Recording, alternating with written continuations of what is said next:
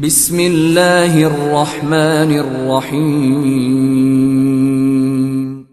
In the name of Allah, the Beneficent, the Merciful.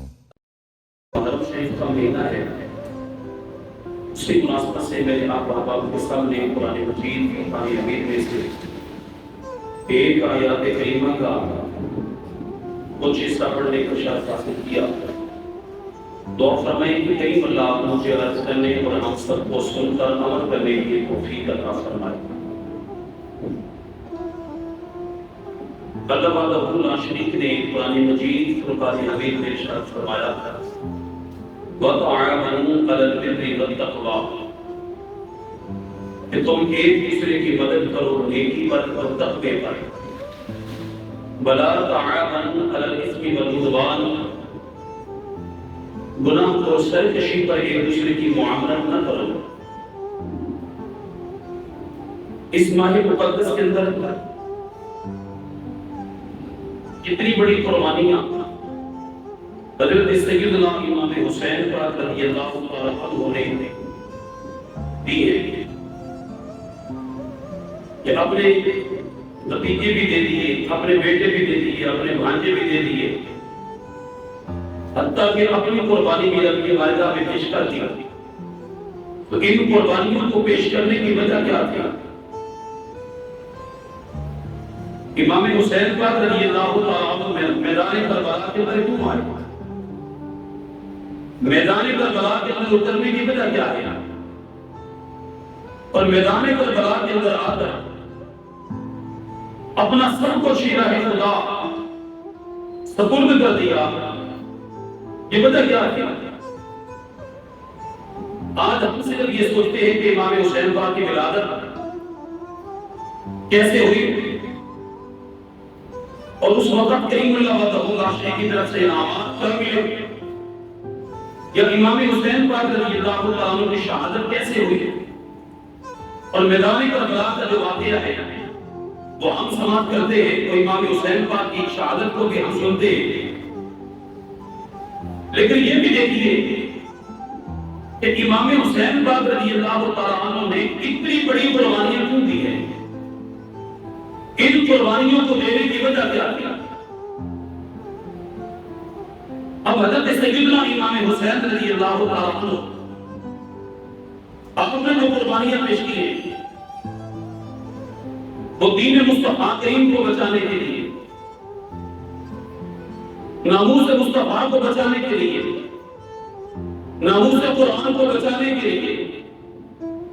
آپ نے اپنا سب کچھ رب کی راہ میں قربان تو کر دیا ہے، لیکن نانا کی شریعت پر ایک ذرہ برابر کی آنکھ نہیں آنے دی.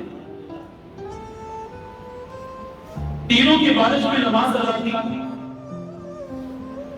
اپنی آنکھوں کے سامنے اپنے بیٹے علی اصغر کا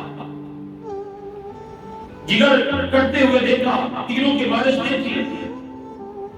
اپنی آنکھوں کے سامنے اپنے بیٹے علی اکبر کا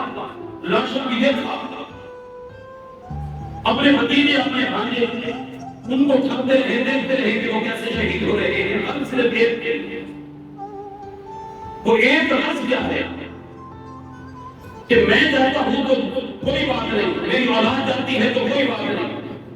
میرے بھائی کی اولاد جاتی ہے تو کوئی بات نہیں، میرے بھانجے جاتے ہیں تو کوئی بات نہیں، لیکن دین مصطفیٰ پر آنچ بھی نہ آئے اور میرے مصطفیٰ کریم کی شریعت میں تبدیلی بھی نہ آئے. جو میرے نانا کی شریعت ہے قیامت تک ایسے ہی شریعت رہے گی. کب یہ تھی تو آپ نے بڑی بڑی قربانیاں پیش کی ہیں.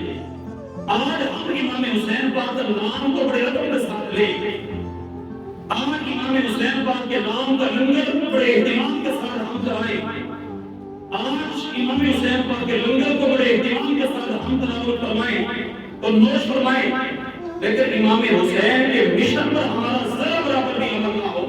تو پھر سمجھ لو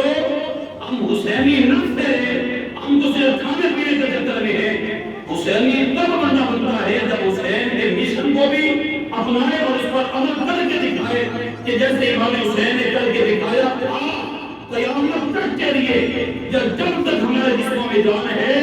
ہمیں حسینی وہ کام کرتے رہیں گے جو امام حسین نے کر کے دکھایا ہے. اب امام حسین پاک رضی اللہ تعالیٰ عنہ دین کے لیے آپ نے سب کچھ قربان کیا ہے، لیکن یاد رکھو کہ جب انسان دین میں داخل ہوتا ہے اور دین میں داخل کرنے کے لیے جب وہ سنتیں ایسی ہوتی ہے کہ جن سنتوں پر عمل کیا جاتا ہے تو وہ سنتیں بھی ہمیں درس دیتی ہیں کہ جس اسلام کے اندر تم پیدا ہوئے ہو اور جس گھر کے اندر تم آئے یہ مسلمانوں کا گھر ہے، اس نبی کی شریعت کے مطابق یہ تم نے زندگی گزاری ہے، اور پھر آتے ہی ایک سنت پر عمل کرتے ہوئے خون بہانا پڑتا ہے، لیکن جب دین کا معاملہ آئے تو وہاں پر اپنی جانوں کے نذرانے بھی پیش کرنے پڑتے ہیں۔ اس کی مثال دی ہے علماء نے، آپ فرماتے کہ دیکھیے جیسے انسان شادی ہونے کے بعد اولاد کا فیصلہ ہوتا ہے کہ کریم اللہ وعدہ لا شریک مجھے اولاد نرین عطا فرمائے، جب کریم اللہ بیٹا دیتا ہے اور یہ بیٹا چاہے 10 بیٹیوں کے بعد ہوا ہو، چاہے یہ بیٹا 50 سال کی زندگی گزر جانے کے بعد اللہ کریم نے اولاد میں سے پہلا بیٹا دیا ہو، چاہے 100 سال گزر چکا ہو، 100 سال کے بعد کریم اللہ نے پہلا بیٹا دیا ہو، چاہے 10واں بیٹا ہو، کوئی بیٹا بھی ہو، پیارے سے پیارا بیٹا ہو جس کو منت مان کر پھر ہم نے کریم اللہ کی بارگاہ سے لیا اور کریم اللہ نے بیٹے جیسی نعمت ہمیں عطا فرمائی، جب وہ بیٹا دنیا میں آ جاتا ہے اور ماں باپ کو خوشی کتنی ہوتی ہے، رشتہ داروں کو خوشی کتنی ہوتی ہے، ان کو یہ کہہ رہا ہوتا ہے کہ جناب 50 سال کے بعد کریم اللہ نے بیٹا دیا تو مقدر والا ہے یہ باپ جس کو 50 سال زندگی کے بعد کریم اللہ نے ایک پھول جیسا بیٹا دیا۔ کوئی یہ کہتا ہے کہ 10 بیٹیاں تھی اور بیٹے کی طرف میں بیٹی کی خواہش میں ہم اپنی اولاد کو جنم دلواتے دیتے رہے تاکہ اللہ کے بیٹا دے تو 10 بیٹیاں ہونے کے بعد پھر ایک بیٹا ہوا،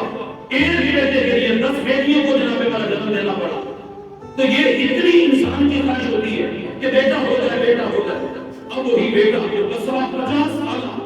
محنت اور رب کی بارگاہ میں عرض کرنے کے بعد دعا کرنے کے بعد پھر کریم اللہ وعدہ شریک کو بیٹا جیسا بیٹا دیتا ہے، وہ بھی پھول جیسا، اتنا پیارا ہونے کے باوجود بھی جب ختنے کی باری آتی ہے تو آپ سب سمجھتے ہیں ختنہ کروانا ایک سنت ہے،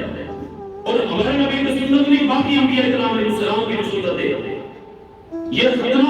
صرف ہمارے نبی کی نہیں بلکہ سب انبیاء کی سنت ہے۔ ایک سنت پر عمل کرنے کے لیے جو 50 سال دعائیں کر کے ہم اپنے بیٹے کو لیا، اللہ کی بارگاہ میں عرض کر کے بیٹے کو لیا ہے، آج 50 سال دعائیں کا سرا کریم اللہ نے لے لیا، لیکن ایک ختنہ کروانے کے لیے سنت پر عمل کرنے کے لیے آج ماں اپنے بچے کو تیار کر کے دے رہی ہے، دودھ پلا کے دے رہی ہے، کپڑے پہنا کے دے رہی ہے کہ جاؤ جا کر ختنہ کرواؤ۔ حالانکہ ماں جانتی ہے کہ میرے بچہ روئے گا، میرے بچے کا خون نکلے گا، میرے بچے کے گوشت کا ٹکڑا کاٹا جائے گا، میرا بچہ چیخے گا چلائے گا، سب کچھ جاننے کے باوجود بھی ماں تیاری کر کے دے رہی ہوتی ہے۔ وہ ماں جس نے 50 سال یا 100 سال کے عرصے میں دعائیں کر کے پھول جیسا بیٹا کریم اللہ سے مانگا، آج وہی باپ اپنے ہاتھوں پر اٹھا کر اس بچے کو لے جا رہا ہے تاکہ اس کا ختنہ کروا دیا جائے۔ باپ بھی جانتا ہے اس بچے کا خون اس جسم کا ایک لوتھڑا کٹے گا، خون بھی نکلے گا، بچہ چیخے چلائے گا، یہ سب کچھ جاننے کے باوجود بھی بچے کو اپنے ہاتھوں پر اٹھا کر جا رہا ہے تاکہ ختنہ کروایا جائے، اور پھر بچے کا جو ختنہ ہوتا ہے وہ جسم کے ایک گوشت کا ٹکڑا جہاں کٹتا ہے باپ بھی دیکھ رہا ہوتا ہے، بھائی موجود ہے وہ بھی دیکھ رہا ہوتا ہے، ماموں پائے چاچے سارے دیکھ رہے ہوتے ہیں، لیکن وہاں کوئی روتا نہیں، وہاں کوئی پریشان نہیں ہوتا، وہاں خوشی کا اظہار کر کر مٹھائی تقسیم کرتے ہیں، وہاں کھانے کا انتظام ہوتا ہے، وہاں تحفے تحائف پیش کرتے ہیں کہ آج بچے کا ختنہ ہوا۔ تو یارو یہ چیز ہمیں سبق دے رہی ہے کہ ایک سنت پر عمل کرنے کے لیے اپنے پھول جیسے بیٹے کا خون نکلوانا پڑتا ہے اور پھر خوشی کا اظہار بھی کرنا پڑتا ہے، لیکن جب دین کی بات آ جاتی ہے نا، شریعت مطالعہ کی بات آ جاتی ہے، جب دین مصطفیٰ کی باری آ جاتی ہے تو میں پھر پیچھے نہیں ہٹنا، امام حسین کی طرح سال بھی دینا پڑتا ہے، بچے بھی دینے پڑتے ہیں، بتیجے بھی دینے پڑتے ہیں، شریعت محمدیہ پر داغ نہ آئے۔ یارو امام حسین نے شریعت کو بچایا، سب کچھ قربان کر دیا، آج حسین کا نام تو ہم لیتے ہیں لیکن مشن پر کوئی عمل نہیں، نمازیں ہم نہیں پڑھتے پابندی کے ساتھ، لوگوں کے حقوق کا ہم خیال نہیں کرتے، رشوت خوری کو ہم نہیں چھوڑتے، شراب خوری کو ہم نہیں چھوڑتے، دوسروں کے حق پامال ہم کر رہے ہیں۔ دیکھو کہ جن جن کاموں کے اندر امام حسین پاک نے بڑھ چڑھ کر حصہ لیا، دین مصطفیٰ پر بالکل آنچ نہ آنے دی۔ آج سارے کام ہم مسلمانوں کے اندر موجود ہیں، اور پھر صرف حرم شریف کے اندر امام حسین پاک کا نام لے لیا جاتا ہے، امام حسین پاک کے نام کا لنگر لگا دیا جاتا ہے، اور پھر یہ کہا جاتا ہے کہ ہم پکے حسینی ہیں۔ بندہ حسینی نہیں بن سکتا جب تک امام حسین کے مشن کو نہ اپنایا جائے، جب تک امام حسین پاک کے مشن کو نہ اپنایا جائے اس وقت تک حسینی نہیں ہو سکتا۔ اب دیکھیے کہ یزید نے کیا کیا تھا، امام حسین پاک کو ملانے کے غلط کی طرح نہ پڑا، یزید فاسق و فاجر تھا، عبادات کے اندر کمی کیا کرتا تھا، شراب کو غلام تھا۔ آج اپنے آپ کو حسینی اور مولا علی کا بدل کہنے والا شراب پیتا رہے، تو پھر یہ بتائیے شراب پیتا رہے، امام حسین پاک نے شراب پینے والوں کے خلاف جنگ کی ہے، اور وہ شراب پی کر کہے کہ میں حسینی نہیں، بتاؤ یہ دعویٰ ٹھیک ہوتی ہے؟ امام حسین پاک رضی اللہ تعالیٰ عنہ یزید کا مقابلہ کیا کیونکہ وہ زانی تھا، زنا کو سرے عام رائج کر رہا تھا۔ امام حسین پاک نے زنا کو ختم کرنے کے لیے میدان کربلا کے اندر اترے۔ آج بندہ پورا سال زنا کرتا رہے اور پھر کہے میں حسینی ہوں، کیا اسی کو حسینی کہتے ہیں؟ امام حسین پاک نے ایک ایک بندے کا پورا کر دیا، اور آج ہم لوگوں کے حقوق پر ڈاکے مارتا پھر کہیں کہ ہم حسینی ہیں، تو بتائیے یہ کون سا حسینی ہے؟ امام حسین پاک کے مشن کو تو ہم نے پہچانا ہی کوئی نہیں، امام حسین پاک کے مشن پر تو ہمارا عمل ہی کوئی نہیں، تو پھر ہم کس چیز کے حسینی ہیں؟ یاد رکھو جب امام حسین پاک کے مشن پر ہمارا عمل ہوگا، جو کام امام حسین پاک نے کر کے دکھایا ہے، اگر وہی کام ہم کریں گے پھر بلکہ ہم حسینی کہلائیں گے۔ اگر ان کے مشن کو ہم نہ اپنائیں پھر ہم حسینی نہیں ہیں، ہم صرف محض دعوے کے دکھے ہیں، اپنی زبان سے دعوت تو کر لیا ہے لیکن امام حسین پاک کی محبت ہمارے سینے میں موجود نہیں ہے۔ حضرت سیدنا وہب بن عبداللہ کلبی رحمۃ اللہ تعالیٰ علیہ یہ بھی بہت بڑے عالم و صاحب تھے، نوجوان بچہ ہے، 18 سال عمر ہے، تو تقریباً 17 دن ہو چکے تھے اس کی شادی، 17 دن سے شادی ہو چکے تھے۔ جب 17 دن شادی ہو چکے تھے، 18 سال کا نوجوان ہے، ماں اپنے بیٹے کے پاس آ کر کہتی ہے بیٹا آپ کو پتہ ہے کہ آپ میرے بیٹے ہو، میں آپ کی ماں ہوں۔ آپ نے فرمایا بالکل آپ میری ماں ہے، میں آپ کا بیٹا ہوں۔ میں بیٹا پھر ایک چیز آپ سے مانگنے آئی ہوں، آپ کی ماں ہو کر آپ سے خراب بناتی ہے، توجہ کرنا ذرا، مائیں بھی ایسی ہوتی ہیں، آج آپ کی ماں ہو کر آپ سے خراب مانگنے آئی ہے، اما خود بولے تو صحیح کہ آپ خراب مانگنا چاہتی ہے، آپ کی اتنی جان بھی حاضر ہے، لیکن ماں ہو کر کہتی ہے بیٹا میں یہ چاہتی ہوں امام حسین پاک میرا جماعت کے اندر جا رہے ہیں، آپ میرے بیٹے ہو، آپ کو پتہ کہ میری اولاد میں سے آپ ہو، میری بیٹی بھی آپ بیٹا بھی آپ، ایک ہی میرا بیٹا ہے جس کو روتا کہا جاتا ہے، اور میں یہ چاہتی ہوں کہ امام حسین پاک کے ساتھ جب امام حسین پاک سے بھی پہلے آپ کی شہادت ہو جائے، آپ دین کی سربلندی کے لیے گھر سے نکلے، قربانی پیش کر دے، تو بیٹا پھر آپ کا احسان مجھ پہ ہوگا۔ یہ احترام مانگنے والی امام سے اگر آپ نہ گئے اور میں آپ کا میدان کربلا کے اندر نہ بھیجا تو مجھے اتنا بتائیے کل قیامت کے دن حسین کے لیے بھی اماں جان سیدہ مخدوم کے نام نے مجھ سے پوچھ لیا اللہ کی بندی مجھے یہ بتا کہ جب میرا بیٹا اپنے بچوں کو بھی بھتیجوں کو بھی بھانجوں کو بھی لے کر میدان کربلا کے اندر اترا تھا، اس نے چھوٹے بچوں کو نہیں دیکھا، بیمار عابدین جانے عابدین کو نہیں دیکھا، وہ سب کچھ لے کر میدان کربلا کے اندر آ گیا، تو تیرا ایک بیٹا 18 سال کا تھا اور تو نے اپنے بیٹے کو بچا لیا، بچاؤ میں کیا جواب دوں گی؟ بیٹا یہی جواب مانتی ہوں اگر بیٹا کون سا تھا جس کو ہمارے قرآن پڑھ کے رویاں بھی دی تھی اور قرآن پڑھ کے جناب والا اونچے آواز سے بولو۔ وہ بچہ تھا، وہ نوجوان کہنے لگا اما حضور آپ کی بات مجھے دل و جان سے قبول ہے، اپنی جوانی کو نہیں دیکھتا، اپنی عیش و عشرت کو نہیں دیکھتا، میری شادی کو 17 دن ہو گئے ہیں، میں یہ بھی نہیں دیکھتا کہ میری شادی کو جناب 17 دن ہو گئے ہیں، جو انسان کی خواہشات ہوتی ہیں سب کچھ قربان کرتا ہوں، لیکن جو میرے گھر میں آئی ہے نا، جس کے ساتھ نکاح کر کے اس کو اپنے گھر میں لے کر آیا بہتر، اگر کہو تو میں اس سے اجازت لے لوں، اگر آپ کہیں تو اس سے اجازت لے لوں، توجہ کرنا ذرا، میں اگر چاہوں تو اس سے اجازت لے لوں، اجازت لینی کس سے ہے؟ اپنی گھر والی سے، اپنی کرما والی سے، اپنی بیوی سے اجازت لینی ہے۔ ذرا سوچئے اور اس بات کو اپنے دل کی تختی میں لکھیے اور پھر جا کر اپنے بچوں کے ذریعے باتیں سنایا کرو۔ آج شوہر کی بیوی سے یہ کہے نا کہ میرا مہمان آ رہا ہے، کھانا بنانا ہے، تو وہ کیا کہتی ہے؟ یہ کھانے کا ٹائم نہیں، وہ ہوٹل ہے سامنے، ہوٹل سے منگوا لو، مجھ سے نہیں ہوتی، مجھ سے کھانا نہیں بنایا جاتا، میرے پاس وقت نہیں ہے۔ لیکن وہاں صرف کھانے کی بات نہیں تھی، صرف 1-2 منٹ کی بات نہیں تھی، 2-4 منٹ کی تکلیف کی بات نہیں تھی، وہاں پر جان کو پیش کرنے کی بات تھی۔ ماں نے کہا بیٹا ممکن ہے کہ آپ کی بیوی اجازت نہ دے، اماں مجھے پتا ہے میری بیوی کبھی بھی مجھے روکے گی نہیں، نیکی کے کام سے کبھی بھی مجھے روکے گی نہیں۔ اللہ فرماتا فتح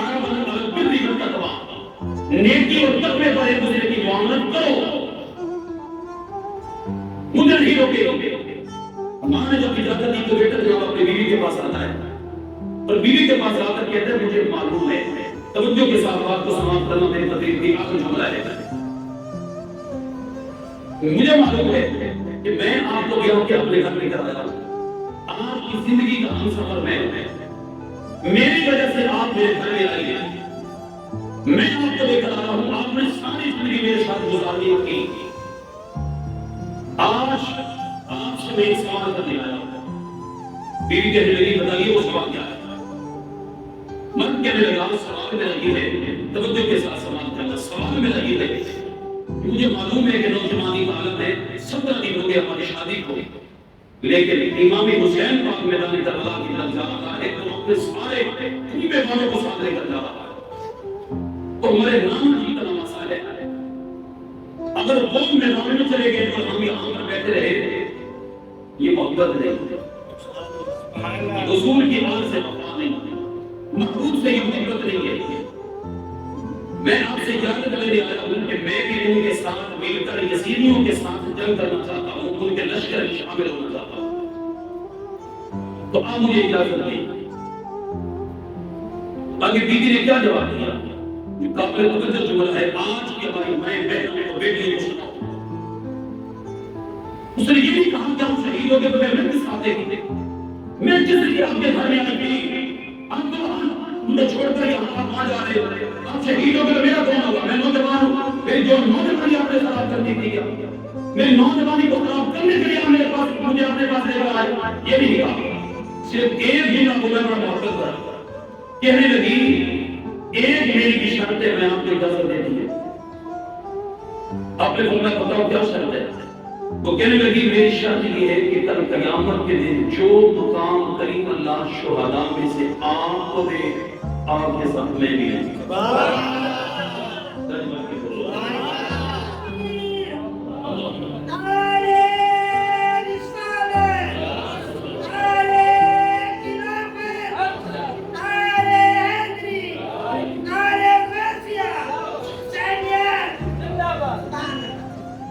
جو مقام کریم اللہ آپ کو کل قیامت کے دن دینا شہید ہونے کی وجہ سے، تو کل قیامت کے دن میرا مقام بھی آپ کے ساتھ تھا، بس یہی بات ہے، آپ میرے ساتھ وعدہ کر لیں، میں آپ کو اجازت دیتی ہوں۔ آپ نے فرمایا یہ بات میں تو خود نہیں کر سکتا، ہم امام حسین پاک رضی اللہ عنہ کی بارگاہ میں جاتے ہیں، وہ جا کر امام حسین پاک کی بارگاہ میں عرض کی، حضور میری صاحبہ میری گھر والی یہ کہتی ہے کہ میری شرط ہے تب میں آپ کو اجازت دیتی ہوں، لیکن اس کی بھی خواہش ہے، وہ اجازت یہ دے رہی ہے اور یہ شرط ساتھ یہ لگا رہی ہے کہ کل قیامت کے دن جو شہیدوں کو مقام ملے نا، تو جو مقام آپ کا ہو میں بھی کل قیامت کے دن آپ کے ساتھ اس کی مقام میں ہوں، تو میں آپ کو کوئی اجازت دیتی ہوں۔ امام حسین پاک نے فرمایا اگر وہ یہ کہتی ہے تو چلو ٹھیک ہے اجازت دے دو، وہ کہہ دو کہ جو کریم اللہ مجھے مقام دے گا آپ بھی میرے ساتھ اسی مقام میں ہوں۔ یہ تھی وہ خاتون جو مدد کیا کرتی تھی تو نیکی اور تقوی پائے. آج شوہر اگر کوئی بات کہے تو جناب آگے سوچ سننی پڑتی ہے. یہ اسلام کی تربیت نہیں ہے. اسلام کی تربیت یہ ہے کہ مرد ہمیشہ حاکم ہے. مرد ہمیشہ اپنی بیویوں کا سردار ہے. جو مرد نے زبان سے جملہ بول دیا تو بیوی کو پورا کرنا چاہیے.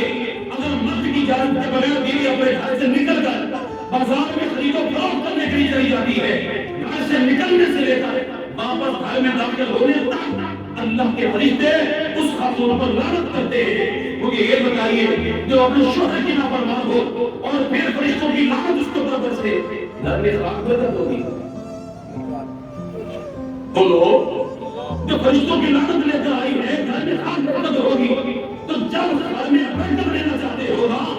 تو پھر کم از کم اسلام کے مطابق زندگی بھی ہو، اسلام کے مطابق عمل بھی ہو. امام حسین پاک رضی اللہ تعالیٰ عنہ یزید کے ہاتھ پر آپ نے ہاتھ نہیں دیا. یزید کے ہاتھ میں ہاتھ نہیں دیا، وہ پھانسی کو کھاتے رہے. اب یہ عام بات ختم کرنے لگا ہوں، ذرا غور سے سنیے. ہم اپنے آپ کو حسینی بھی کہلائیں، ہم اپنے آپ کو حسین کے مشن پر عمل کرنے والا بھی کہلوائیں. ہم حسین سے محبت کرنے والے بھی اپنے آپ کو کہیں، اور پھر حضور کی اہل بیت کی اطاعت سے بھی محبت کرنے والا ہم اپنے آپ کو شمار کریں. تو بتائیے حسین پاک خاصے کو فاجر کے ہاتھ میں ہاتھ نہیں دیتے، ان کی حکومت کو قبول نہیں کرتے کہ میں تیری حکومت کو قبول نہیں کرتا. اگرچہ میں نہیں، میرا مہتر بھی شہید ہو جائے، تیرے ہاتھ میں ہاتھ بھی نہیں دوں گا، تجھے حاکم بھی تسلیم نہیں کروں گا، تجھے وزیر اعظم بھی تسلیم نہیں کروں گا، تجھے اپنا رہنما سربراہ تسلیم نہیں کروں گا. بتائیے میرے بھائی، میرے محبوب کے شہزادے سے محبت کرنے والوں،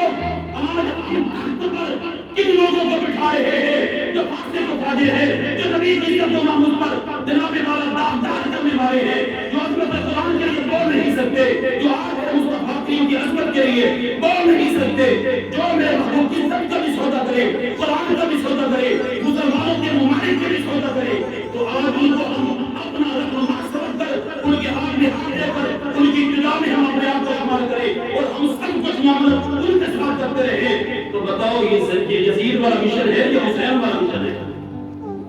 امام حسین نے پھانسی کو فاجر کے ہاتھ میں ہاتھ نہیں دیا،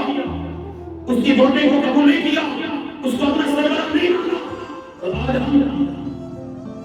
اپنا رہنما مانے ان کو جو کشمیر بیٹھے،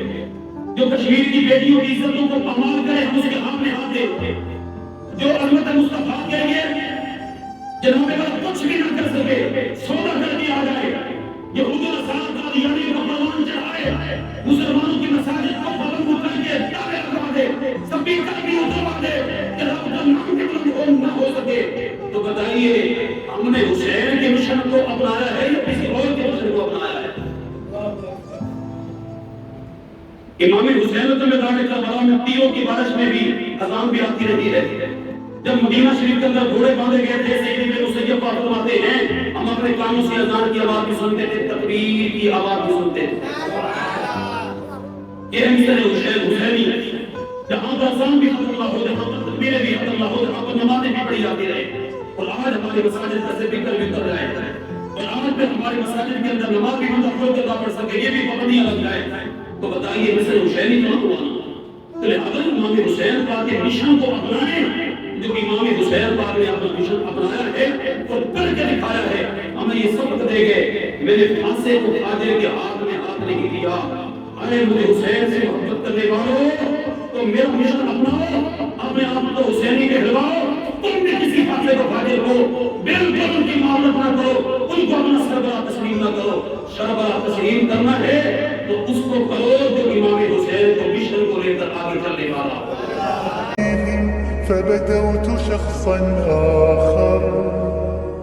كي أتفاخر وظننت أنا أني بذلك حزت غنى فوجدت أني خاسر فتلك مظاهر. لا لا لا نحتاج الآن كي نزداد جمالا، جوهرنا هنا في القلب تلالا.